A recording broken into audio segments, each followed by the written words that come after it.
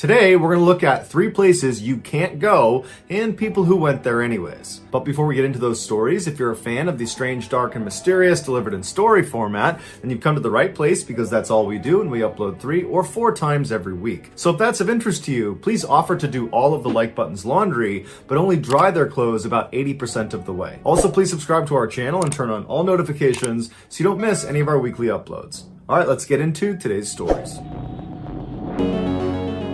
From 1995 to 2000, Terry Grove was the manager at the Animal Research Lab at Regions Hospital in St. Paul, Minnesota. During that time, she noticed there was an issue with a particular piece of large cleaning equipment that she and the other lab technicians used every single day. She voiced her concerns to the hospital and said that they needed to replace it ASAP because it was a disaster waiting to happen. But the hospital decided they didn't want to replace it, they wanted to fix it because they figured it was salvageable and it was more cost effective this way. But after the repairs, Terry and her team reported having the same issue with this piece of machinery. And so again, the hospital decided to fix it instead of replace it, and again, after the repairs, Terry and her team said the issue persisted. For years, Terry complained to the hospital that there were big issues with the design of this piece of equipment, that no matter how many times you try to fix it, it's always going to have this core issue, which is why it needs to be replaced. But the hospital was unwilling to spend the additional money required to replace this piece of machinery,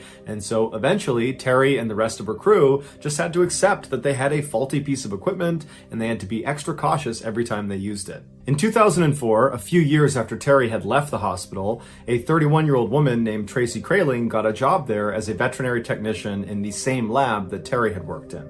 Tracy was devoted to animals, and she was a die-hard soccer and hockey player and fan. And in October of that year, she married the love of her life. Less than a month after her wedding day, she was in the lab finishing up for the day, and she needed to sterilize her equipment. And so she walked over to the still faulty piece of cleaning equipment called the autoclave. An autoclave is a device that looks kind of like an oven that uses superheated steam to sterilize equipment and other objects inside of it. The autoclave at Regions Hospital was a huge industrial version that staff would have to walk inside of to place their equipment and then walk out of before they started it. And the persisting issue with this autoclave was its door. It shut on its own. Once it shut, the suction that was created inside of it held the door shut. And so if you were unlucky enough to be stuck inside the autoclave, even if it was off, you couldn't open the door again. The suction was too strong, and so somebody outside the autoclave would be the only way for you to get out. The issue with this door was so bad that workers in the lab would prop the door open with a big piece of wood every time they went inside in order to guarantee it did not shut on them while they were inside. However, on this day, Tracy did not use a big piece of wood. Perhaps she thought she would only be inside for a couple of seconds, but either way, when she walked inside of that autoclave, the door shut behind her and then suction kicked in and she couldn't open it again. She was trapped. And then her worst nightmare came true when the machine turned on and the steam cycle slowly began to pick up. Unfortunately, none of her coworkers had seen her go into the autoclave, and so nobody knew she was stuck, and so nobody was there to open the door and let her out. And no matter how loud Tracy banged on that door and screamed and yelled, nobody would have heard her. And so eventually this superheated steam began being pumped into this room all over Tracy. Eventually, when her coworkers found her, she was still alive, but she died within 24 hours as a direct result of her steam burns. The hospital was ultimately fined $75,000 for their role in her death.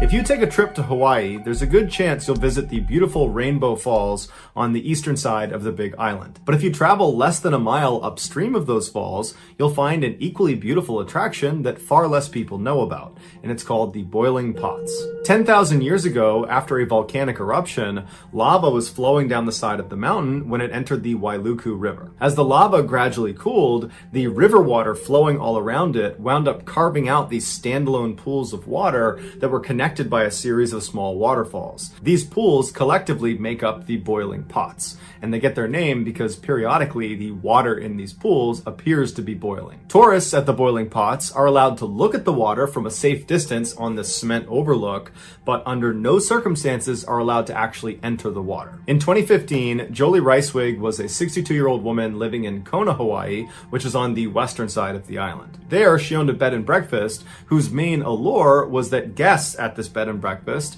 got to go on these fun adventure tours with Jolie all over the island. And they almost always involved paddleboarding or swimming because Jolie was an avid outdoors person and a very talented swimmer and swim instructor, and so felt comfortable leading these types of excursions. On September 14th of that year, Jolie brought one of her male guests from her bed and breakfast out for an adventure tour at the Boiling Pots. She would have known that it was an off-limits area for swimmers because there were signs up everywhere saying as much, but Jolie wasn't planning to swim in the boiling pots. Instead, she was planning to float on them on inflatable rafts. And so she and this man climbed aboard their respective rafts and began paddling around one of the upper pools, taking in the incredible view of this natural phenomenon. As they were relaxing, suddenly there was this rush of water that came tumbling over the fall that dumped down into the pool they were in.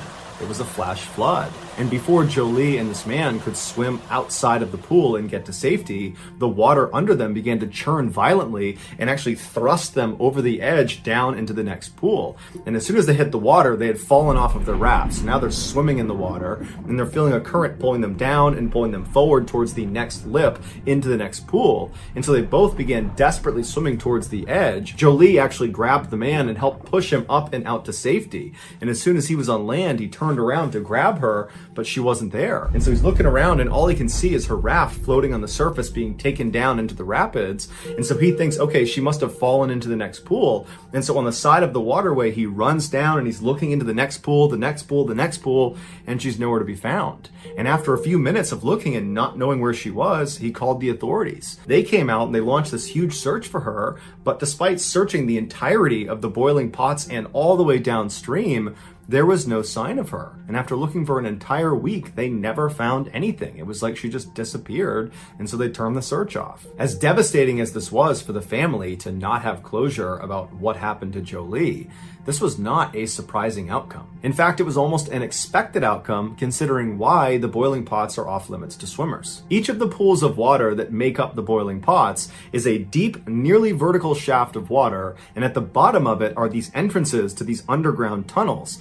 And these entrances are big enough for a person to slip inside of. And these tunnels are not short. They go on for a long ways in all different directions. In a flash flood scenario, that increased water that's flowing down the boiling pots creates this unbelievable current that inside of each of these pools is pulling straight down, which gives the water the impression that it's boiling, because basically the water's tumbling over as it's being filtered up and down inside of this vertical shaft. And so if you get grabbed by this current, it's going to pull you down and into one of these tunnels, and you won't get out again unless the current releases you. And so Jolie, after helping her guest get out of the water to safety, she was pulled down and into one of these tunnels, and she was held there for 5 months until finally the current released her and her remains were spotted just below the pots in a tide pool.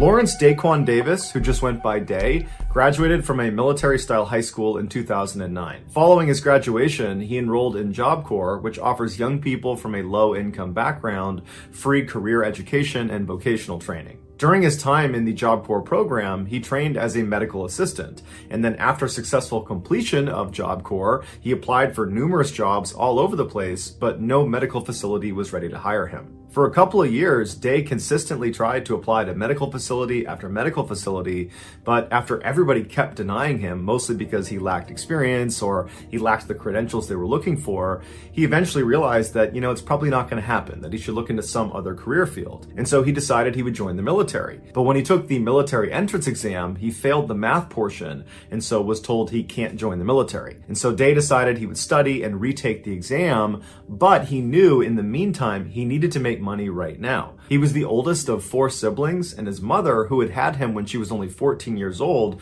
was out of work, and Day's father was not in the picture.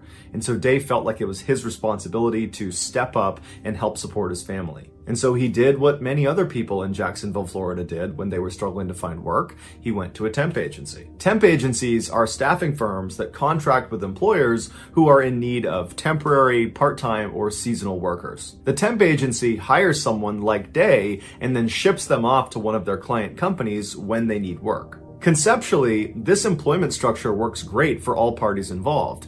People like Day get to have a paycheck really quickly, and the companies have their short-term employment needs met on the cheap. But there's a loophole. Temp workers are legally employed by the temp agency, not by the physical location they go to do work, known as the direct employer. This is a very important distinction because it means the temp agency is the one that has to pay for insurance for the temp worker, not the direct employer. Therefore, if a temp worker gets hurt on a temporary job, the direct employer's insurance costs will not spike. Instead, the temp agency's insurance costs will spike. Meaning the direct employer knows they can be kind of reckless with their temporary workers because there's not a big penalty if they get hurt on the job. This loophole doesn't mean much if the temporary worker is being asked to be a receptionist where it's totally safe.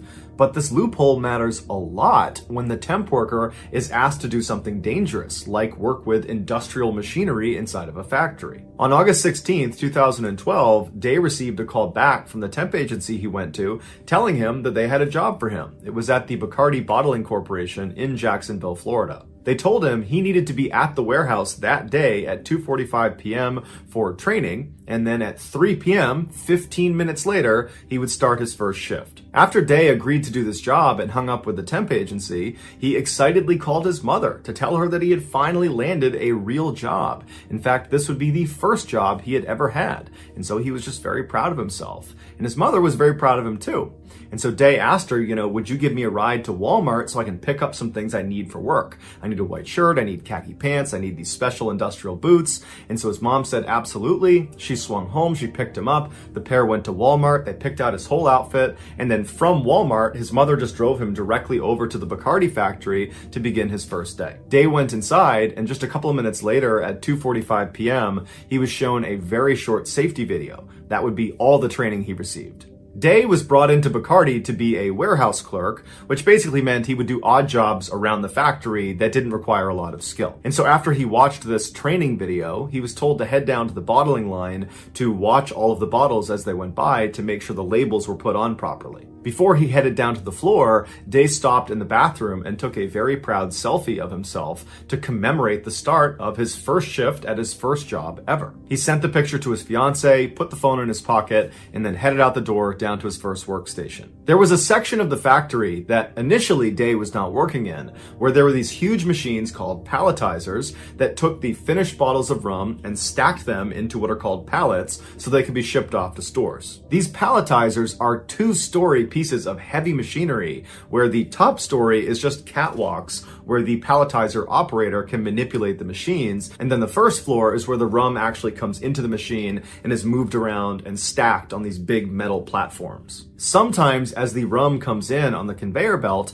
they will fall off and smash on the ground. This started to happen about 90 minutes after Day took that selfie in the bathroom. The palletizer operator, after seeing the broken glass, called out over the radio that he needed a temp worker to come into that section of the factory and help him. Day's supervisor at the bottling line told Day to stop what he was doing and go over and help pick up the glass. There is a security camera video of Day running into the section of the factory where all the palletizers are, making himself obviously available to help pick up this glass. And the operator sees him and immediately turns, he's up on the catwalk, and he points down towards the first floor, clearly telling Day, you need to get down there, that's where the glass is, go sweep it up. Day immediately walks around and goes down to the first floor of this machine and begins working. A couple of minutes later, Day comes back up to the catwalk and he looks visibly confused. He's scratching his head and just everything about his body language says something is wrong. Now, we don't know for sure what Day says next because there's no audio in this video, but he's clearly asking a question to the operator and also to a supervisor who's now in frame. And it looks very much like he's asking clarifying questions. Like he's confirming, you want me to go down there right into that space down there and clean the glass up? That's what you want me to do? And clearly the operator and the supervisor have no time for questions from Day. They just want him to get this done. And so there's kind of a tense interaction between the two parties before Day ultimately just decides, okay, I'll just go down and do what they asked me to do. And so Day again goes back around and you see him go down into the first floor to continue cleaning this glass. And after a few moments, the supervisor and the operator, who don't realize Day is still down there, they turn the machine back on. And after a couple of seconds, they hear a scream coming from the first floor. They look over the railing down there and they see Day. The broken glass that needed to be cleaned up was located directly underneath this metal platform that lowered the built pallets that weighed 2,000 pounds all the way down to the floor before they were shipped off and out the door. In order for Day to actually get down in there and clean this glass up, he needed to crouch way down and practically crawl on his stomach to get into this tight space. While he was in there, the machine turned back on again, and he wasn't able to crawl out fast enough before this platform and 2,000 pounds of rum pressed him into the ground. It would be the equivalent of crawling on your stomach into the bottom of an elevator shaft and then having the elevator car come down and mechanically be lowered flush to the bottom with you in there. The palletizer operator and the other supervisor immediately spring into action and try to reverse this platform up off of Day, but they can't do it. And so they grabbed a metal pry bar and they tried to pry the platform off of him, but that didn't work either. And so finally, when emergency crews did show up and were able to get this platform up off of Day, it was too late. He was already dead. In any factory where a worker needs to go inside of a machine that could maim or kill them if it turned on, they go through what's called a lockout or tagout procedure before stepping foot inside. All it is they completely incapacitate that machine. Day had no idea about lockout tagout procedures because the only training he got was a 15-minute video that didn't touch on them. And so although Day definitely had reservations about going down underneath this machine, he wanted to make a good first impression on his first day of work at his first job ever. And so he pushed his reservations aside and went down below, believing the supervisor and the operator were looking out for him, when in reality, they, like all of the other managers and supervisors inside of this warehouse, had been trained to prioritize productivity over safety. And so while they definitely knew the lockout tagout procedures, they chose not to do them because that slowed down productivity. And so in this unfortunate example where Day is kind of like a second-class citizen within the Bacardi plant because he's a temp worker, his safety was thrown out the window in favor of reaching a quota, and it got him killed. Bacardi was ultimately fined $192,000, but after they improved their safety compliance, their fine was reduced to $110,000. Bacardi also paid Day Davis's family $250,000. The staffing agency that employed Davis was not hit with any fines, and to this day, they are still sending temp workers to the Bacardi bottling factory. So that's going to do it, guys. If you found the secret in today's episode, let us know in the comments what it is and where you found it. So give us the timestamp. And if you're the first to do that, we'll pin you at the top of the comments section. If you enjoyed today's video and you haven't done this already, please offer to do the like button's laundry, but only dry their clothes about 80% of the way. Also, please subscribe to our channel and turn on all notifications so you don't miss any of our weekly 3 or 4 video uploads. If you want to get in touch with me, you can direct message me on Instagram or on Twitter. My username for both platforms is the same. It's JohnBallen416. I also have a ton of content over on TikTok where my username is Mr.Ballen. I also have a second YouTube channel called Mr.Ballen Shorts where I post random short videos and lost episodes. If you have a story suggestion, please submit it to our subreddit just called Mr. Ballen. It's linked in the description below. So whether I see you on Twitter, Instagram, TikTok, Reddit, YouTube, or some combination, just know that I really appreciate your support, and until next time, that's going to do it. See ya.